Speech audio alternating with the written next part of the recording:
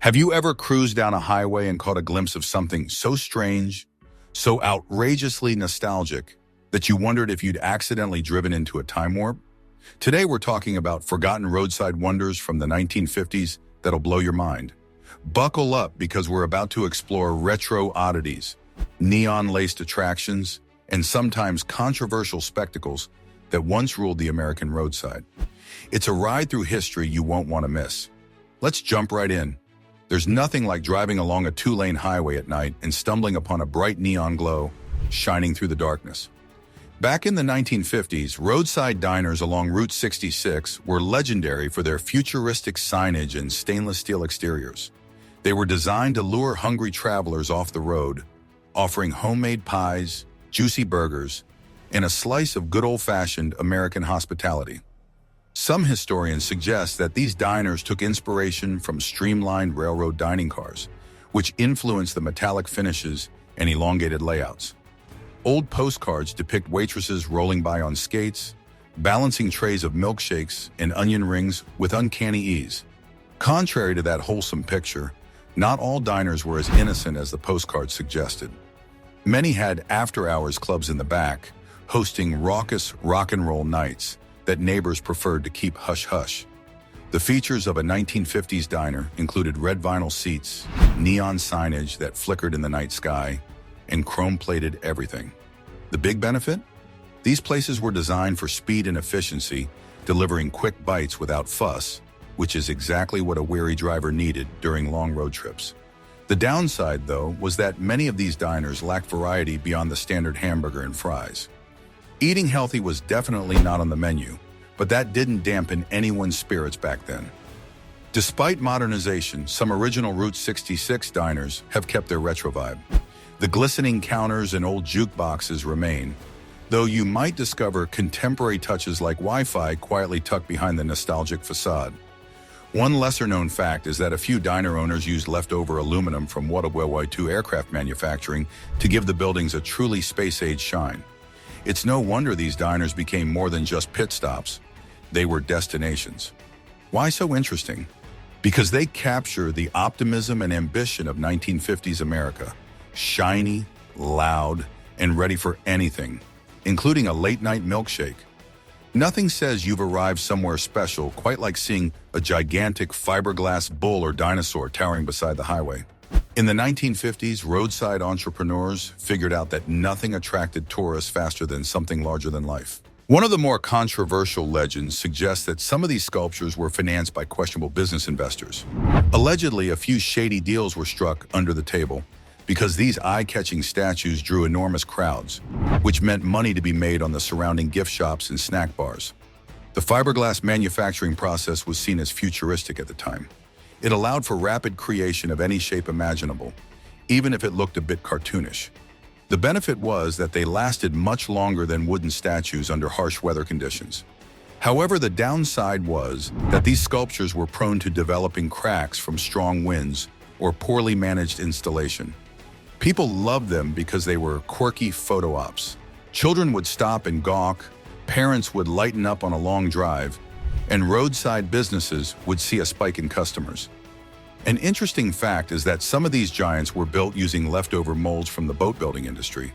Instead of discarding the mold after crafting a yacht or a canoe, inventive designers repurposed them into torsos or tails of animals. This reuse was not only cost-effective, but also contributed to a bizarre array of creatures that graced highways from coast to coast. Their charm lay in their unapologetic whimsy and the thrill of discovering the unexpected in a mundane stretch of road.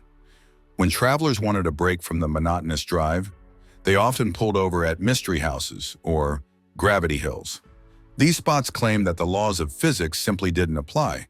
You'd walk into a tilted shack where water supposedly ran uphill or witness a ball rolling upward on a slanted platform. Many believe these attractions were illusions created by crafty architecture and optics, but that didn't diminish their intrigue.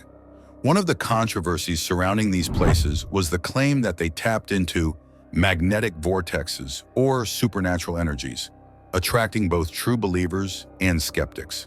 Features ranged from clever interior designs that tricked your inner ear into feeling off balance, to guided tours that spun tall tales of ancient curses or hidden scientific wonders.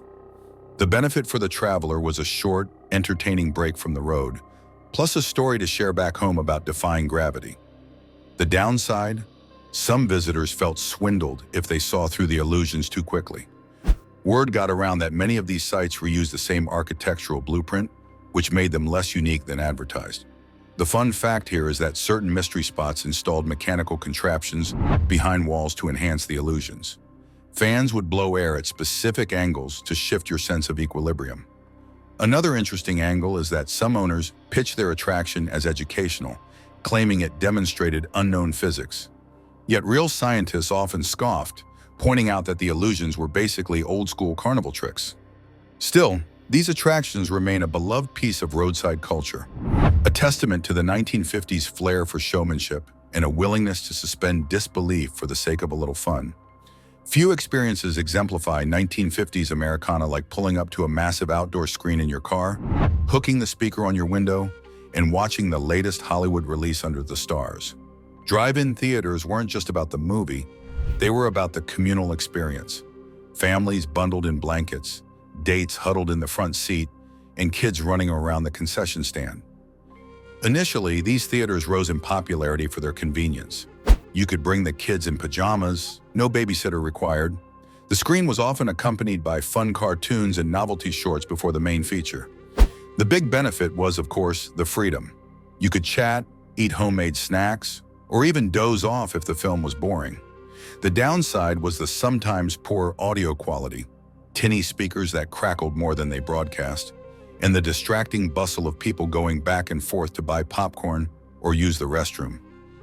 A less-known drawback was how many drive-ins battled with local authorities over nighttime noise levels and moral concerns, especially when teen romance in the back seat got a little too enthusiastic. There was even a rumor, never fully confirmed, that some drive-in owners hired staff to patrol the parking lot to keep everything family-friendly. Drive-in theaters connect us to a carefree era when simply parking your car could open up a world of shared entertainment. Some folks don't realize that a handful of these theaters also hosted daytime flea markets to boost income. This side hustle contributed to their popularity as gathering places for the community, not just movie buffs. Despite the changing times, a few drive-ins still flicker to life on special weekends, reminding us how something as simple as an outdoor screen can bring people together in the most nostalgic way. Scattered across the American Southwest, these rock shops were a dime a dozen in the 1950s. You'd see giant hand-painted signs proclaiming petrified wood, fossils, or geodes galore, luring you in with promises of geological marvels. The shops were typically run by enthusiasts who truly believed that they were offering windows into prehistoric times. The controversy? Some of the petrified wood was not exactly legitimate, and there were rumors that certain owners resorted to artificially aging rocks to pass them off as million-year-old wonders. Unsuspecting tourists often shelled out big bucks for items that might have been cooked in a kiln the week before. Features included displays of towering geode slices, amethyst cathedrals, and sometimes entire fossilized dinosaur footprints. The benefit was the sheer fascination. Families could learn a bit about earth science while snagging a souvenir. The drawback was that many shops were little more than dusty roadside shacks with questionable wares, plus the occasional scorpion crawling over your shoe. Another lesser-known detail is that some proprietors use small bits of black light paint to make ordinary rocks appear luminescent under UV light, which seemed magical in darkened display rooms. The reason this remains so interesting is that it speaks to how the 1950s traveler loved a good slice of weird science. People were curious about the world's oddities, and these shops offered an easy way to feel like you'd uncovered ancient secrets. While some were legitimate geological hubs that supplied museums, others were pure roadside hustle. That duality is what makes them a fascinating relic of a time when the lines between education, entertainment, and commercial exploitation were often blurred. In the 1950s, traveling families wanted a place to rest that felt a cut above the simple auto courts of earlier decades.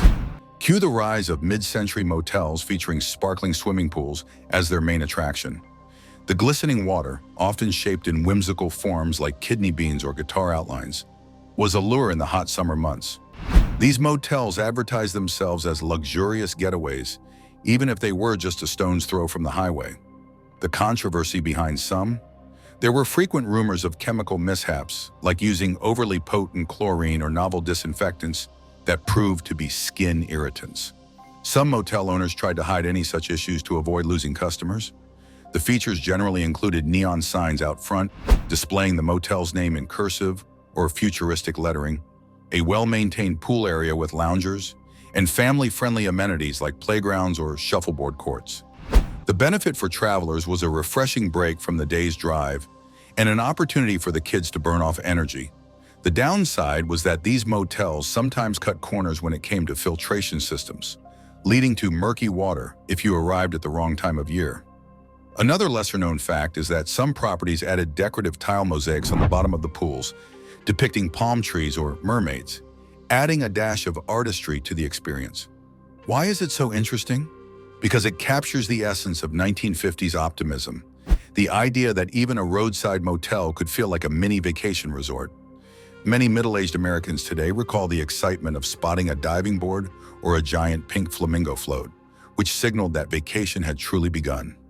It's a reminder of how simple pleasures, a dip in a pool on a hot day, could make an otherwise exhausting journey something to look forward to. During the 1950s, roadside zoos popped up everywhere, offering close-up encounters with exotic animals you'd never see at home. Families would pay a few dollars to drive through or walk around makeshift enclosures, enthralled by lions, tigers, bears, and even alligators. The appeal was clear. It was an affordable way to experience wildlife without trekking to the city zoo. However, the controversy around these establishments was huge. Many lacked professional oversight, meaning the animal habitats were often small, poorly maintained, or downright unsafe. Cases of escaped animals occasionally made local headlines, igniting fierce debates about animal welfare and public safety. The features included drive-through areas where you could feed bread or crackers to deer and goats, walkways around big cat cages, and sometimes even live shows with trainers. The benefit was the novelty of seeing wild creatures on a casual road trip, plus those priceless photo opportunities for the family album. The drawbacks were manifold. Animal rights advocates argued that these places were exploitative and harmful to wildlife. From a traveler's standpoint, you never knew if the facility was reputable or if it was essentially a backyard menagerie. There were horrifying rumors of animals being swapped out or disappearing once they were no longer crowd pullers. So why is it still so fascinating? Because it sheds light on how culture, entertainment, and ethics collide. Many middle-aged Americans recall visiting these zoos as kids and marveling at the tigers, unaware of the larger controversies. It's a window into how the 1950s thirst for bigger, bolder attractions sometimes overshadowed ethical considerations. Yet these zoos played a role in shaping the conversation around animal welfare in America, spurring reforms that we see in more reputable wildlife centers today. Topping our list are the UFO-themed cafes and gift shops that sprouted in the late 1950s during America's obsession with flying saucers. The Roswell incident of 1947 had sparked a wave of extraterrestrial curiosity, but the craze really ramped up in the 50s with the rise of sci-fi movies and conspiracy theories. All around the country, you could spot diner-like structures designed to look like spinning discs, complete with retractable awnings meant to mimic landing gear. They served out-of-this-world milkshakes and cosmic burgers, capitalizing on the era's fascination with space travel and possible alien life. The benefit for road trippers was a memorable dining experience. Families could giggle at the alien decor and sip neon-colored drinks while flipping through newspapers filled with UFO sightings. Yet the drawback was that some places verged on exploitative, peddling outlandish stories of government cover-ups just to sell merchandise. Allegedly, certain owners claimed to have top-secret evidence of alien landings, stoking controversy, and occasionally drawing in real conspiracy theorists. That alone kept the roadside attraction alive. Who wouldn't want to see if the owner might reveal a flying saucer locked in a back room? The lesser-known fact is that a handful of these cafes claim NASA ties, though often without genuine verification. Some even displayed what they insisted were authentic alien artifacts. Real or not, they gave travelers a reason to pull over for a chat and a double cheeseburger. Why do we still find it so captivating? Because it's the epitome of 1950s optimism, blended with a dash of cosmic wonder. People were looking to the stars, convinced we might soon colonize other planets, and these themed stops captured the excitement of that dream. Whether or not you believe in little green men, there's something undeniably charming about a UFO-shaped cafe on a dusty highway, promising to broaden your horizons while you chow down on fries. Jokes aside, these roadside wonders reveal so much about American history, culture, and our collective sense of humor, even when the humor was unintentional. I hope you found this video helpful and entertaining, and that it's inspired you to look a bit closer the next time you spot a quirky landmark. If you enjoyed this trip down memory lane, be sure to subscribe to my channel and hit the notification bell so you never miss future explorations of weird and wonderful relics. Thanks for watching, and safe travels wherever the road takes you next.